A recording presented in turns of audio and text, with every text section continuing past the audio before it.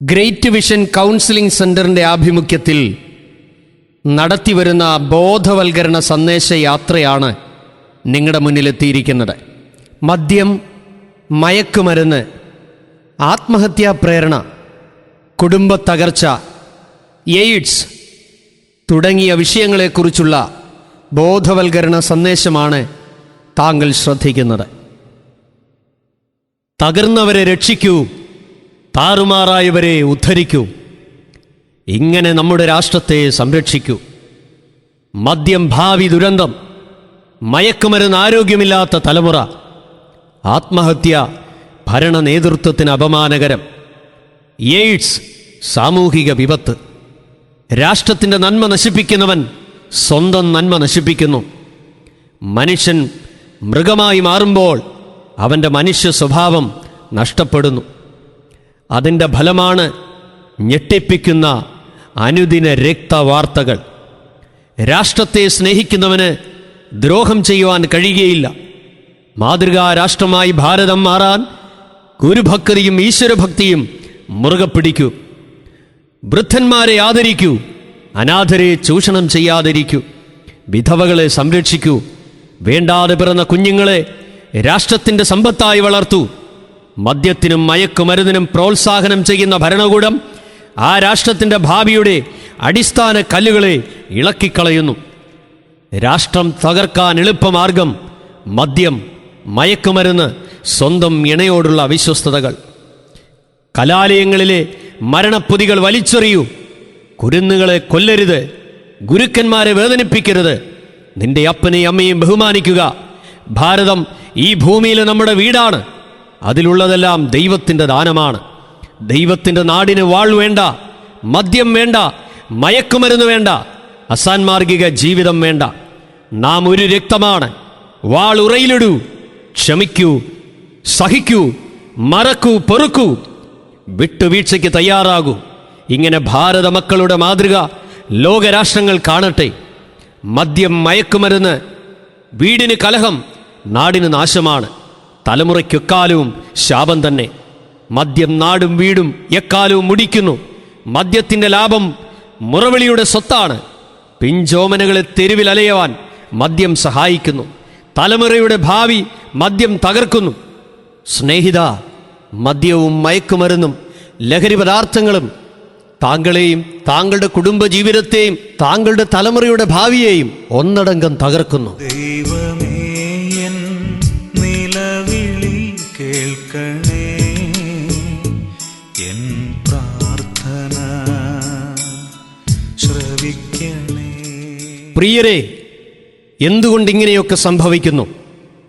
ഇതിൻ്റെയൊക്കെ കാരണം എന്താണ്? മറുപടിയില്ലാത്ത ചോദ്യങ്ങളുടെ മുന്നിൽ ലോകം പകച്ചു നിൽക്കുകയാണ്.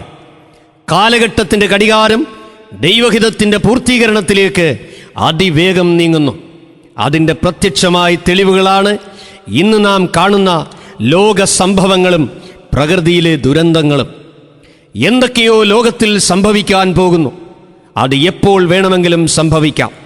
ഇതാണ് മിക്ക ഹൃദയങ്ങളിലും വരുന്ന ഭീതി നിറഞ്ഞ തോന്നലുകൾ. ഒരു ഭാഗത്ത് ആയിരങ്ങൾ പട്ടിണി മൂലം മരിക്കുന്നു. മറ്റിടങ്ങളിൽ ജീവന്റെ രക്ഷയ്ക്ക് വേണ്ടി സകലവും കളഞ്ഞ് മനുഷ്യർ ഓടുന്നു. സുഖസന്തോഷ സമൃദ്ധിയിൽ ആറാടുവാൻ വെമ്പൽ കൊള്ളുന്ന മനുഷ്യന്റെ ദോഷമനോരഥങ്ങൾ തെരുവിൽ കത്തിച്ചാമ്പലാകുന്നു. നൊന്ത് പ്രസവിച്ച ഉദരങ്ങളെ വിറകുകൊള്ളി പോലെ വെട്ടിക്കീറുന്നു. മുത്തം നൽകി മാറിലണയ്ക്കേണ്ട പിഞ്ചോമനകളുടെ മേൽ പ്രേതഭ്രാന്തന്മാർ ചാടി വീഴുന്നു. തങ്ങളെ വളർത്തിയവരെ പിച്ചി ചീന്തുന്നത് വിനോദമായി കാണുന്നു. നീതി നടത്തുവാൻ നിയമിക്കപ്പെട്ടവർ അനീതിയുടെ കിരീടം ചൂടുന്നു. പാപദാഹത്തിന് പരവേശം നൽകുന്ന നവീന ദൃശ്യങ്ങൾ തോരാമഴ പോലെ പെയ്യുന്നു. അതുമൂലം മൃഗത്തേക്കാൾ അധമമായ വിചാരങ്ങൾ മനുഷ്യഹൃദയങ്ങളിലേക്ക് ഇരച്ചു കയറുകയാണ്. ദൈവത്തിങ്കിലേക്ക് അടുക്കുവാൻ സമ്മതിക്കാതെ ഇടം വലം തടഞ്ഞു നിർത്തുന്ന കർണവർണ്ണ കാഴ്ചകൾ. അറുപ്പും വെറുപ്പുമായതിൽ അഭിമാനം തോന്നുന്ന നവലോകം. ലജ്ജയായതിൽ മാനം തോന്നുന്ന മനുഷ്യർ. കനിവും ദയയും കരുണയും ആദരവും തൂത്തെറിയുന്ന കാലം. ഒന്നിച്ചു ഭക്ഷിച്ചവർ രക്തം ചൊരിയാൻ പ്രേരണ നൽകുന്ന ഭരണം. മൂഢജാതിയുടെ നികൃഷ്ട ബുദ്ധിയിൽ മുളച്ചു വരുന്ന സ്വവർഗ വിവാഹങ്ങൾ. അത് നടത്തിക്കൊടുക്കുവാൻ തിടുക്കം കാട്ടുന്ന ക്രൂശിന്റെ ശത്രുക്കൾ, കൂട്ടാത്മഹത്യകൾ, ഭ്രൂണഹത്യകൾ, പട്ടാപ്പകൽ പരസ്യമായ ബലാത്കാരങ്ങൾ, ചില്ലിക്കാശിന് കഴുത്തറക്കുന്ന മനുഷ്യർ, ഗുരുവിനെ തെരുവിൽ വെട്ടിയറയുന്ന ശിഷ്യന്മാർ, സ്വന്തം ബന്ധങ്ങളുടെ വിലയറിയാത്ത തലമുറകൾ, ഭാവി ഭവിഷ്യത്തുകൾ തിരിച്ചറിയാതെ മദ്യത്തിനും മയക്കുമരുന്നിനും അടിമയാകുന്ന യുവജനങ്ങൾ, ഭാവി വിരിയും മുമ്പ് തകർന്നുകൊണ്ടിരിക്കുന്ന ബാലികാ ബാലന്മാർ, നാശം വിതയ്ക്കുവാൻ രഹസ്യ സ്വാതന്ത്ര്യത്തിലേക്ക് വഴിതെളിക്കുന്ന മൊബൈൽ ഫോൺ, ഇമെയിൽ, ചാറ്റിംഗ് സൗകര്യങ്ങൾ, കളിപ്പാട്ടം പോലെ കൈബോംബുകളും തോക്കുകളും കൊണ്ടു നടക്കുന്ന അക്രമ പ്രതിഭകൾ, നിസ്സാരവാക്കിൽ തല്ലിപ്പിരിയുന്ന കുടുംബ ബന്ധങ്ങൾ, ശമ്പള വലിപ്പത്തിൽ ഉൾപ്പോരും വെല്ലുവിളിയും നടത്തുന്ന ഭാര്യ ഭർത്താക്കന്മാർ, പരമാർത്ഥം തിരിച്ചറിയാതെ പരദൂഷണത്തിൽ വിശ്വസിച്ച് ബന്ധം വേർപെടുത്തുന്ന ദമ്പതികൾ, പണഭ്രാന്തിൽ ധനമഹത്വം കൈയടക്കാൻ മക്കളെ മറന്ന് അവരുടെ ഭാവിക്ക് വേണ്ടി ഓടി ഒടുവിൽ വർണ്ണങ്ങളുടെയും സ്വർണങ്ങളുടെയും കെട്ടുകളേന്തി നാട് മുഴുവൻ സുഗന്ധം പരത്തി വീട്ടിലെത്തുമ്പോൾ കണ്ണീർ തുടയ്ക്കുവാൻ കൈലേസുകളുടെ എണ്ണം പോരാതെ വരുന്ന മാതാപിതാക്കൾ, സമയത്ത് സ്നേഹം നൽകാൻ കഴിയാഞ്ഞ മാതാപിതാക്കൾ, സമ്പാദിച്ച സ്വത്തുക്കളും വിലയേറിയ വസ്ത്രങ്ങളും മാട്ടുപാവുകളും കരിയില പോലെ സ്വന്തം മക്കൾ വലിച്ചെറിഞ്ഞ് ആരും അറിയാതെ എങ്ങോ പോയി മറയുന്നു. പുറലോകം കാണാതെ വണ്ണം അഴിഞ്ഞാടുന്ന ബാറുകളിലും ക്ലബ്ബുകളിലും ചുവന്ന തെരുക്കളിലും അവർ കുടുങ്ങി ജീവിതം വികൃതമായി വിരൂപമായി അവർ മരിക്കുന്നു. തങ്ങളുടെ കൊട്ടാരങ്ങൾ ശ്മശാന തുല്യമായി കാടുപിടിക്കുന്ന അവസ്ഥ, മാസ്റ്റർ കാർഡിനും ഡിപ്പോസിറ്റിനും ആളില്ലാതെ പോകുന്ന സ്ഥിതി, കോടികളുടെ കൊട്ടാരങ്ങളും കാറുകളും ചിതലും തുരമ്പുമെടുക്കുമ്പോൾ കണ്ടെത്താവുന്ന കാലത്ത് ദൈവത്തെ അന്വേഷിക്കാഞ്ഞതിൻ്റെ പ്രായശ്ചിത്തമെന്ന വണ്ണം ഒരിറ്റാശ്വാസത്തിനായി പരക്കം പായുന്ന മാതാപിതാക്കൾ. മറ്റു ചിലരോ ഒരു ശ്വാസത്തിൻ്റെ വരികൾ എഴുതി ലോകത്തോട് വിട പറയുന്നു. ഓ, എന്തൊക്കെ സംഭവങ്ങളാണ് നമുക്ക് ചുറ്റും നടക്കുന്നത്! ദൈവത്തെ മറന്നുപോകുന്ന തലമുറയെ നീ ഓർക്കൂ, മഹാദൈവത്തെ ഭയപ്പെടുക. വീട് വിട്ടാൽ തിരികെ വരുമെന്ന് നിശ്ചയമില്ലാത്ത കാലം, വീട്ടിലിരിക്കുന്നവർക്കും പോകുന്നവർക്കും ഭയവും ഭീതിയും മാത്രം. ദുഷ്ടതയുടെ മട്ടുപ്പാവിൽ ഇളംകുളിരേറ്റ് കിടക്കുന്ന മനുഷ്യ, നീ നിന്നോട് ചോദിക്കൂ, നാം എവിടെ എത്തിയിരിക്കുന്നു? ഭൂരിപക്ഷം പേർക്കും സുഖനിദ്രയില്ല, എവിടെയും ആകുലതയും ഭീതിയും മാത്രം. കുടിൽ മുതൽ കൊട്ടാരം വരെ സ്വസ്ഥതയില്ല, സമാധാനമില്ല. തിന്മയുടെ അടിസ്ഥാനത്തിൽ പണിത മ്ലേച്ഛതയുടെ സൗധങ്ങൾ ദൈവക്രോധാഗ്നിയിൽ വെന്തെരിയാൻ കാത്തിരിക്കുന്നു. സാമ്രാജ്യങ്ങൾ ഒന്നിച്ച് നിലവിളിക്കുന്ന കാലം വരുന്നു. സന്തോഷത്തിനായി നേടിയതൊന്നും സമാധാനം തരാതെ വരുമ്പോൾ ചവറുപോലെ അവയെ എറിഞ്ഞു കളയുന്ന കാലം വരുന്നു. ലോകത്തെ വിറപ്പിക്കുന്ന ഭരണകൂടങ്ങളും പ്രഭുക്കന്മാരും വിറയ്ക്കുവാൻ പോകുന്നു. സകലരുടെയും മനോഹര വസ്തുവായ യേശു മടങ്ങി വരുവാൻ പോകുന്നു. തൻ്റെ മടങ്ങിവരവനും ലോക അവസാനത്തിനുമുള്ള അടയാളങ്ങൾ നിറവേറുമ്പോൾ അനന്തര സംഭവം ക്രിസ്തുവിൻ്റെ മടങ്ങിവരവാണ്. സ്നേഹിത, മതഭ്രാന്തിൽ ഇന്ന് കാണുന്ന രക്തച്ചൊരിച്ചിൽ ജാതി ജാതിയോട് എതിർക്കുമെന്ന ബൈബിൾ പ്രവചനമാണ്.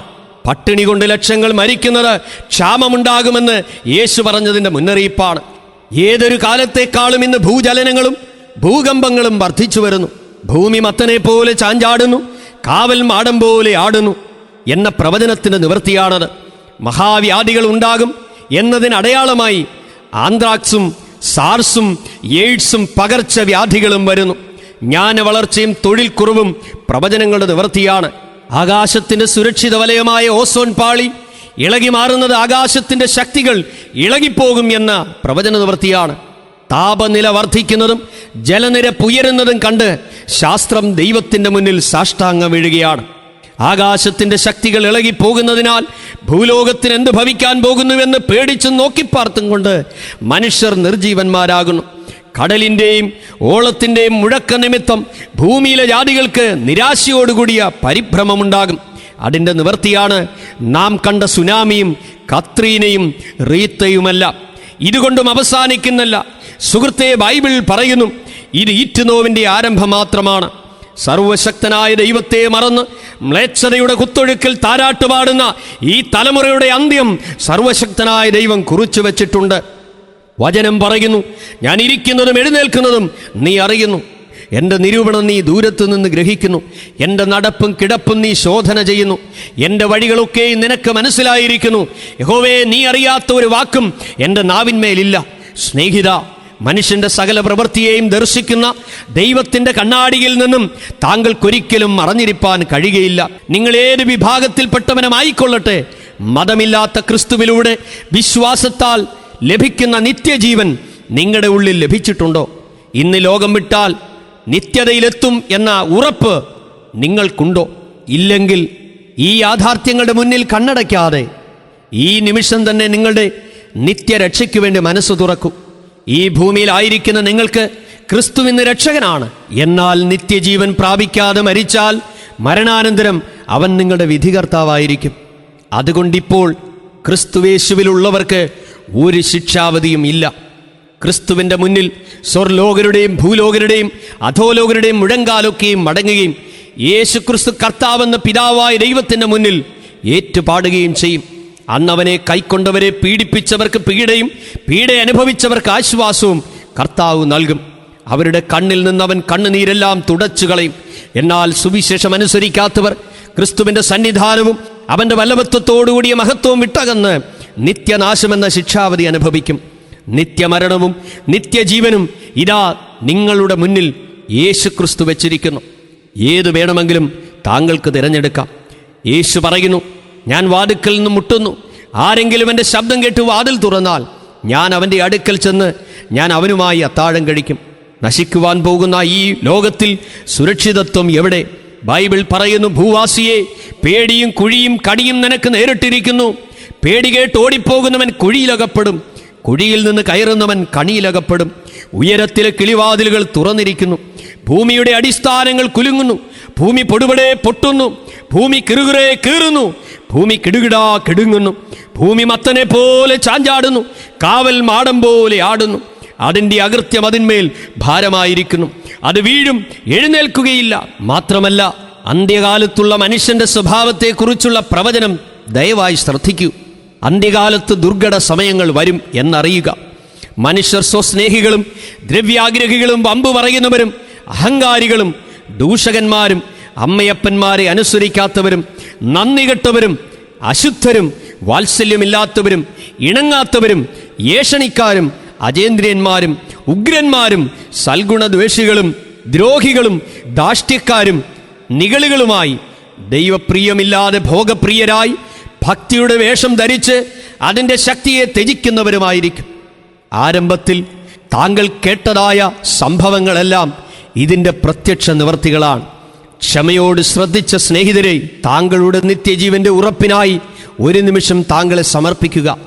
ആടിയുലഞ്ഞ് അസ്തമിക്കുവാൻ പോകുന്ന ഈ ലോകത്തിൻ്റെ നടുവിൽ ഒരു കൂട്ടം ജീവിതം മടുത്തവരാണ്. അവരുടെ ഉള്ളിലെ മരണമണമുള്ള കറുത്ത ചോദ്യങ്ങൾക്ക് പരിഹാരം നൽകുവാൻ ഈ ലോകത്തിൽ ക്രിസ്തുവിനല്ലാതെ മറ്റാർക്കും കഴിയുകയില്ല. ഒടുവിലത്തെ രക്തം വരെയും കാൽവറിയിൽ ചിന്തിയ യേശുവിൻ്റെ രക്തത്തിന് മാത്രമേ താങ്കളുടെ മനസാക്ഷിയിലെ അകൃത്യങ്ങളുടെയും പാപങ്ങളുടെയും കറകൾ മായ്ക്കുവാൻ കഴിയുകയുള്ളൂ. ആ സമാധാന പ്രഭുവിനെ നിങ്ങളുടെ ഉള്ളിൽ കൈക്കൊണ്ടാൽ കിട്ടുന്നത് നിത്യജീവനും നിത്യസമാധാനവുമാണ്. നിങ്ങളുടെ പാപങ്ങൾ എത്ര കടുംചുവപ്പായിരുന്നാലും ഹിമം പോലെ അവൻ വെളുപ്പിക്കും. ദൈവത്തിൽ നിന്നും നമ്മെ അകറ്റിയിരിക്കുന്നത് നമ്മുടെ പാപങ്ങളും തിന്മകളുമാണ്. അവയെ ഹൃദയപൂർവ്വം യേശുവിനോട് ഏറ്റുപറയുമ്പോൾ താങ്കൾക്കായി ഒടുവിലത്തെ രക്തം വരെയും കാൽവറിയിൽ ചിന്തിയ ആ യേശു താങ്കളെ അവൻ്റെ പൈതലായി അംഗീകരിക്കും. അതിന് നിങ്ങൾ തയ്യാറാണോ? എങ്കിൽ ഈ നിമിഷം തന്നെ യേശുവിനെ നിങ്ങളുടെ ഹൃദയത്തിലേക്ക് കർത്താവും രക്ഷകനുമായി സ്വീകരിക്കുക. നിങ്ങളായിരിക്കുന്ന അവസ്ഥയിൽ തന്നെ നിങ്ങളെ അംഗീകരിപ്പാൻ യേശുവിൻ്റെ കരങ്ങളിതാ നീട്ടിയിരിക്കുന്നു. പരമാർത്ഥ ഹൃദയത്തിൽ നിന്നും സമർപ്പിക്കുവാൻ തയ്യാറാകുമ്പോൾ ഹൃദയത്തിൻ്റെ അറകളിലെ ഭാരങ്ങളും മാനസികമായ വേദനകളും ഒഴിഞ്ഞു പോകുവാൻ തുടങ്ങും. യേശുവിൻ്റെ വലിയ സാന്നിധ്യം നിങ്ങൾ വ്യക്തിപരമായ ജീവിതത്തിൽ അനുഭവിക്കും. യേശു സകല പാപവും മോചിച്ച് തന്നിരിക്കുന്നുവെന്ന ഉറപ്പ് നിങ്ങളുടെ ഉള്ളിൽ വരും. ഒപ്പം അത്ഭുതകരമായ മാറ്റം നിങ്ങളിലും നിങ്ങളുടെ വിഷയങ്ങളിലും സംഭവിക്കും. അതിന് താങ്കൾ ഒരുക്കമെങ്കിൽ ഇപ്രകാരം എന്നോട് ചേർന്ന് പ്രാർത്ഥിക്കും. യേശുവേ, ഞാനൊരു പാപിയും തകർന്ന വ്യക്തിയുമാണ്. എൻ്റെ സകല പ്രശ്നങ്ങളും വേദനകളും അങ്ങയുടെ കരങ്ങളിലേക്ക് തരുന്നു. എന്നെ അടിമയാക്കിയിരിക്കുന്ന സകല ദുസ്വഭാവങ്ങളിൽ നിന്നും തിന്മകളിൽ നിന്നും അവിടുന്ന് എന്നെ മോചിപ്പിക്കണമേ. എന്നെ രക്ഷിപ്പാൻ കാൽവരിയിൽ എനിക്ക് വേണ്ടി മരിച്ച അങ്ങയുടെ മുന്നിൽ എന്നെ ഇതാ സമർപ്പിക്കുന്നു. എൻ്റെ ഹൃദയ കവാടം ഞാൻ അങ്ങയ്ക്കായി തുറന്നു തരുന്നു. അങ്ങയെ ഞാൻ എൻ്റെ കർത്താവും രക്ഷകനുമായി സ്വീകരിക്കുന്നു. ആയുസ് മുഴുവൻ രാഷ്ട്രത്തിന്, എൻ്റെ കുടുംബത്തിന്, എൻ്റെ വ്യക്തി ജീവിതത്തിന് നന്മയായി അനുഗ്രഹമായി ജീവിപ്പാൻ അവിടുന്ന് എന്നെ സഹായിക്കണമേ. ആമേൻ.